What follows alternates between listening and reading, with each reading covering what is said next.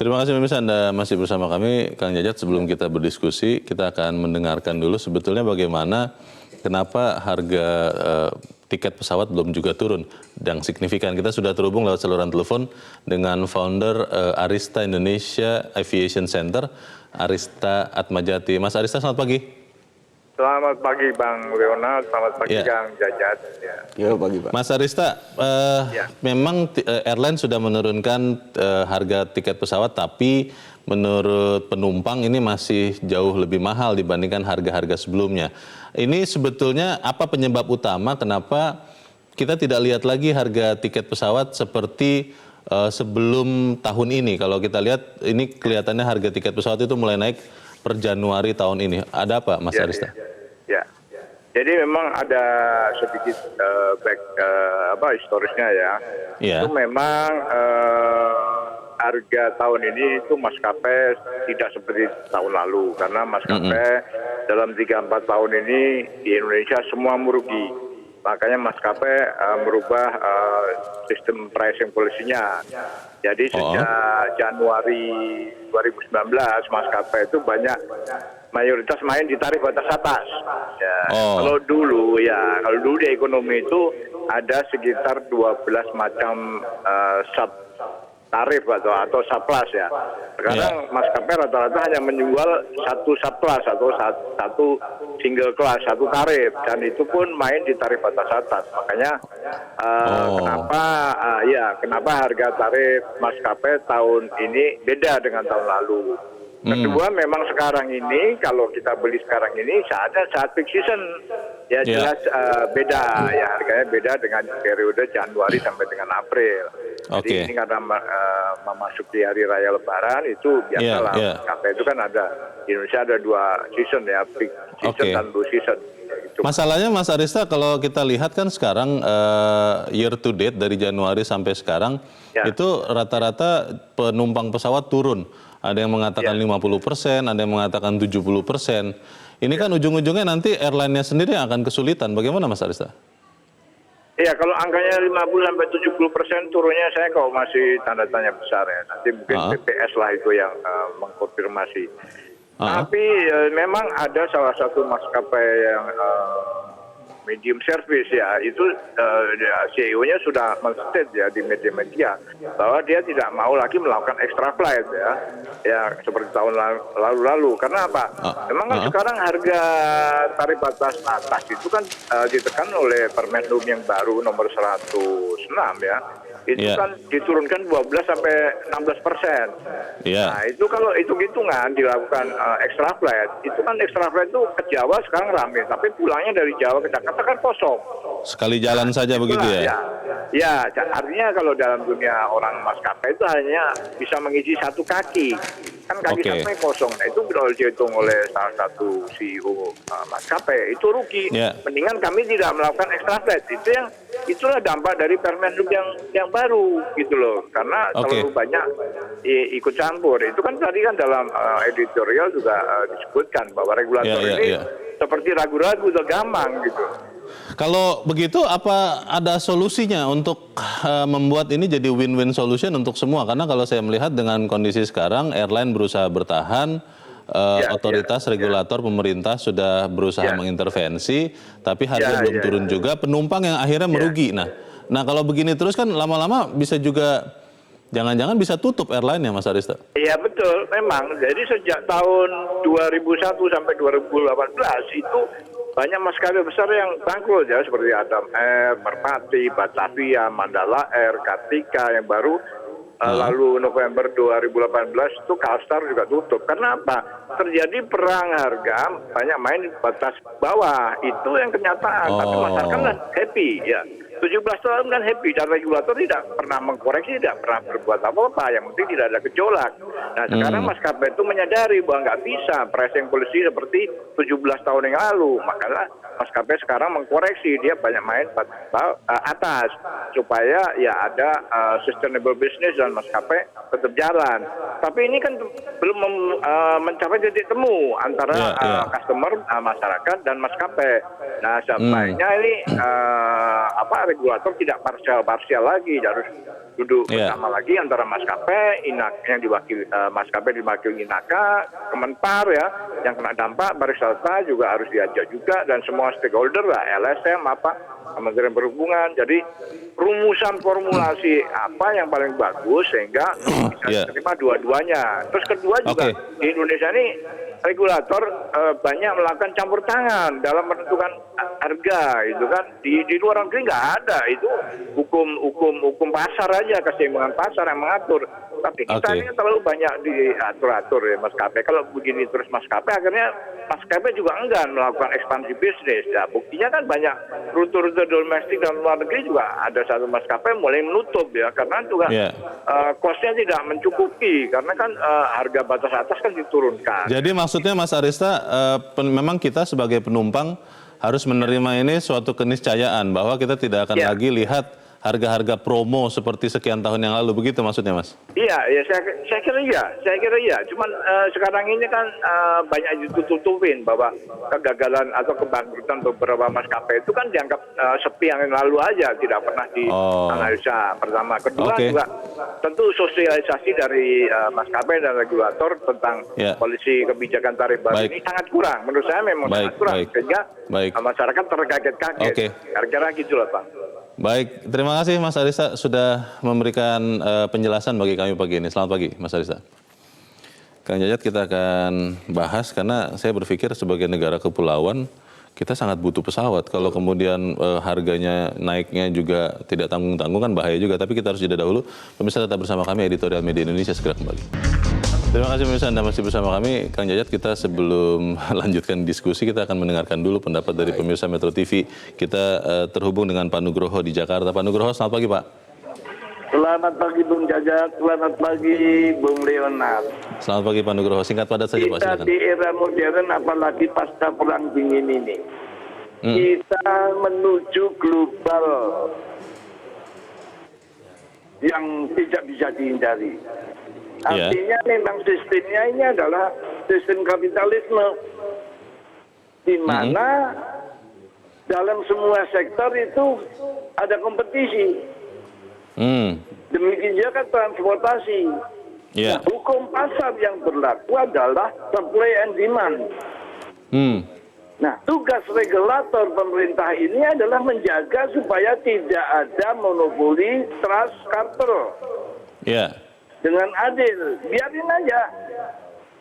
Kita sudah melihat kemarin berapa tahun lalu Lion ini merajalela karena low cost, kayaknya untung. Nah sekarang bagaimana? Garuda rugi terus karena banyak titipan. Nah ini harus sehat kalau kita mau bertahan. Nah bagi kita konsumen, ya kita lihat kantornya aja Pak. Saya ini tukang jalan. Kalau saya ke Jawa Timur sekarang ya lebih baik naik kereta, Pak. Kenapa mesti naik pesawat? Nanti kalau saya ke Irian kan saya harus beli tiket pesawat, Pak. Tidak bisa naik kereta. Jadi supply and demand ini adalah satu hukum yang tidak bisa dihindari. Dan satu hal yang penting, jangan sampai model subsidi lagi. Jangan subsidi lagi ya. Sebab subsidi itu memanjakan dan akhirnya membodohkan kita.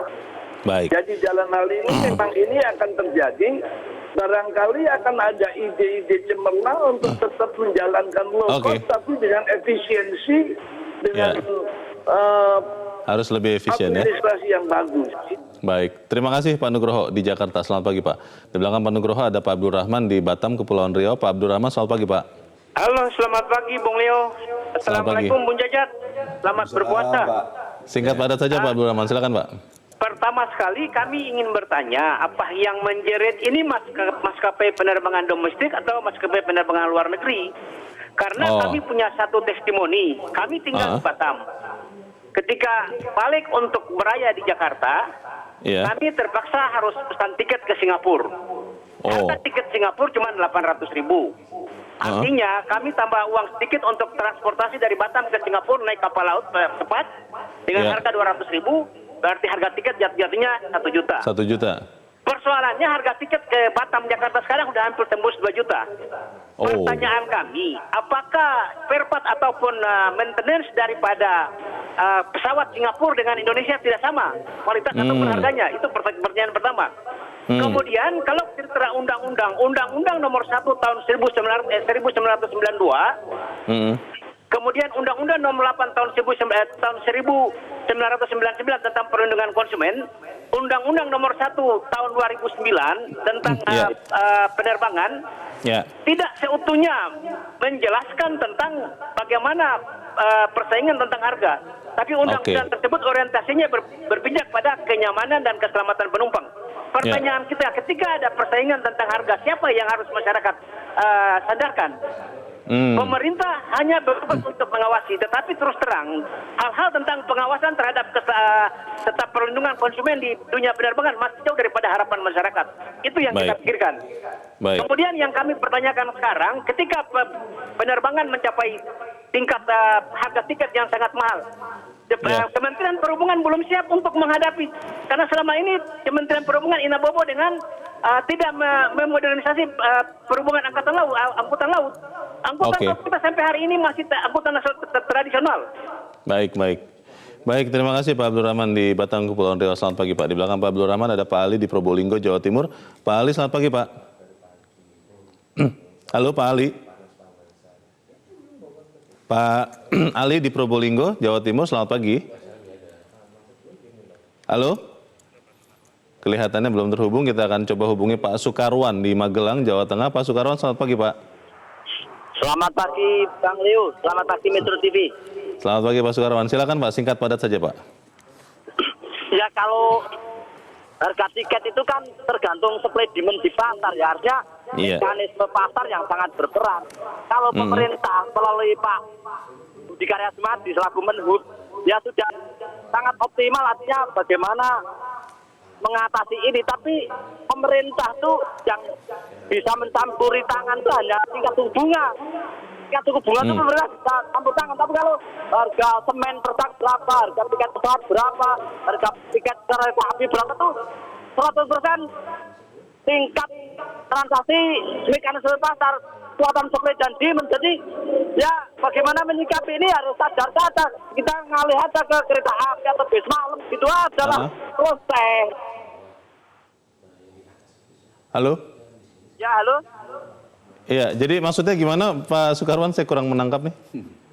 Maksudnya bagaimanapun campur tangan pemerintah tuh harga tiket tidak bisa langsung drastis turun, karena harga tiket itu kan tergantung mekanisme pasar supply dan demand. Ya? Ini sangat tergantung negara-negara lain juga. Baik. Kalau yang bisa dicampuri tangan pemerintah itu hanya tingkat suku bunga bank. Itu pemerintah bisa campur tangan, misalnya BRI tingkat suku bunga berapa, BCA berapa, OJK menetapkan BI berapa, itu hanya suku bunga bank. Kalau itu tergantung pasar. Baik, terima kasih Pak Sukarwan di Magelang, Jawa Tengah. Selamat pagi Pak. Ini memang kelihatannya menjadi masalah yang harus duduk bersama semua. Saya kira iya. Jangan parsial, jangan hanya otoritas, jangan hanya maskapai, penumpang juga harus didengarkan, karena tadi ada testimoni yang menarik dari Pak Abdul Rahman bahwa Batam, Singapura, Jakarta itu lebih murah daripada Batam langsung ke Jakarta. Nah ini kan ada hal-hal yang sebenarnya kalau dalam pikiran saya harusnya bisa dibenahi. Bagaimana Kang Jajak? Tadi kalau tidak salah dijelaskan juga bahwa ini pesawat Singapore Airlines kalau tidak salah. Ya, artinya itu kan ada perbandingan antara dalam negeri dengan luar negeri. Kenapa berbeda begitu ya? Artinya berarti di dalam negeri di kita kalau memang betul itu ada sesuatu yang kurang beres kira-kira gitulah ya. Karena itu saya kira memang harus tadi kalau kita menjelaskan Mas Arista, kelihatannya memang masuk akal dalam pengertian selama 4 tahun terakhir harga tiket memang selalu main di batas bawah. Harga promo ya? Harga promo. Nah ternyata itu dalam tanda kutip membunuh yang maskapainya. Persaingan yang tidak sehat. Kan dijelaskan ada beberapa maskapai yang gulung tikar di dalam negeri. Nah karena itu saya kira solusi ini harus menjamin berbagai pihak itu, terutama maskapainya harus sehat, penumpangnya juga harus terjamin keselamatannya, tapi juga tidak terlalu mahal. Itu kan yang ideal. Yang terjangkau. Nah, pemerintah kalau misalnya sepenuhnya diserahkan pada mekanisme pasar, menurut hemat kita apa jadinya juga, karena itulah pentingnya ada regulator di situ. Lalu apa dong fungsi pemerintah, Kementerian Perhubungan di situ kalau tidak punya peran dalam soal ini misalnya? Kita akan bicarakan di bagian berikutnya bagaimana crash program dan juga program jangka panjang mungkin ya Kang Jajat, supaya harga ini bisa masuk akal. Kita akan jeda dahulu, pemirsa tetap bersama kami, Editorial Media Indonesia segera kembali. Terima kasih pemirsa, Anda masih bersama kami, kita di bagian akhir dari diskusi kita pagi ini. Kang Jajat, saya membicarakan tiket pesawat ini jadi ingat waktu dulu pertama kali untuk pengguna motor itu diwajibkan menggunakan helm. Waktu itu saya ingat betapa besar resistensi karena memang itu sesuatu yang sangat tidak biasa. Tapi ketika pemerintah firm terus menekankan itu karena memang untuk keselamatan pemotor juga, akhirnya jadi kebiasaan walaupun sekarang juga kalau longgar sedikit lupa lagi. Nah, apakah memang harga baru atau harga sesungguhnya tiket pesawat ini sekarang itu suatu keniscayaan dan memang harus disosialisasikan kepada pengguna supaya juga tidak bermimpi untuk menerima atau menggunakan harga promo terus. Bagaimana? Ya memang kita sudah selama ini kan juga dinabobokan dengan harga murah itu. Ya, karena itu saya kira paling penting adalah soal penjelasan itu. Sosialisasi tadi disebutkan juga salah satu penelpon itu selama ini nggak ada penjelasan. Tiba-tiba naik, tiba-tiba ini. Nah, kenapanya orang yang sudah lama menikmati harga murah tentu begitu naik akan kaget setengah mati. Memang ada beberapa saran misalnya bagaimana supaya kita bisa memilih hari yang tepat, jauh-jauh hari harus membeli tiket dan seterusnya. Tetapi kan kita banyak sekali, itu bisa dilakukan. Tetapi kan yang sering sekali kita berhadapan juga yang sewaktu-waktu itu. Kan banyak tuh orang yang tugas karena waktu yang mepet kita harus terbang dan seterusnya. Apalagi wartawan, kita kan nggak bisa merencanakan jauh-jauh hari misalnya. Penugasan sering sekali mendadak. Nah yang mendadak itu mau tidak mau memang harus berhadapan dengan harga yang mahal itu. Nah memang penjelasan soal harga yang 21 juta itu harus juga kita luruskan karena ternyata itu 3 rute itu bukan, dan itu kelas bisnis 3 rute dan bukan, kalau itu kan kalau nggak salah Makassar, Kuala Namu atau apa itu? Bandung Medan. Iya. Ternyata Bandung, ada 3 rute kan, ada beberapa yang lewat Denpasar dan lewat Jakarta. Betul. Itu ternyata transit. Karena Garuda tidak pernah kalau bantahannya ini supaya juga masyarakat tidak clear ya. Supaya clear, tidak pernah memberlakukan itu. Jadi kita juga harus hati-hati dengan terutama para penjual para penjual tiket ini. Saya kira hal yang paling penting kalau ada info seperti langsung aja ditanyakan. Selain sosialisasi, Kang Jajat, apa yang harus segera dilakukan? Kalau saya pikir harusnya semua duduk bareng segera supaya kemudian masyarakat juga tidak menjadi resah dan jangan sampai terpukul destinasi misalnya wisata. Di dunia kan pada pertemuan CEO penerbangan ada 200 di Korea Selatan misalnya. Dan saya kira kita di sini juga harus duduk bareng semua. Regulatornya, tadi disebutkan juga LSM, maskapainya. Dan saya kira yang mewakili penumpang, konsumen, karena kita juga ada undang-undang pelindungan konsumen di situ. Saya kira kita harus duduk bareng, menentukan secepatnya. Karena gini, kalau itu berlarut-larut, kita tadi lagi-lagi kita mau ngomong apapun tentang harga, ada problem misalnya, ada hitung-hitungannya. Sekarang orang tidak bisa lagi menerima itu sejauh ada perbandingan di luar negeri yang lebih murah. Kenapa di luar negeri bisa, kita nggak bisa? Artinya itu akan memukul kita. Berarti memang manajemen kalian itu memang nggak beres kan begitu. Karena itu saya kira memang harus duduk bareng membicarakan soal itu dan terbuka diumumkan. Ya supaya apa? Dampaknya kalau penerbangan berkurang mana-mana kan ini kita dampaknya juga ke pariwisata. Terpukul. Pariwisata, nanti hunian hotel menurun dan seterusnya. Panjang gitu. Karena itu saya kira memang harus segera diatasi, Bung Leo. Supaya tidak berlarut-larut dan berdampak jadi serius. Dan otoritas harus terbuka terus ya harusnya, berkomunikasi terus. Saya kira jangan begini. Memang kan tugas saya cuma sampai ini. Nah, sementara tuntutan masyarakat itu kita paham tentu hal-hal yang misalnya bisnis itu memang mekanisme pasar. Tidak bisa diatur. Tapi apapun pemerintah kan mestinya bisa memberi masukan. Atau memberikan penjelasan. Penjelasan, betul. Bicara minimal, menjelaskan apa yang terjadi.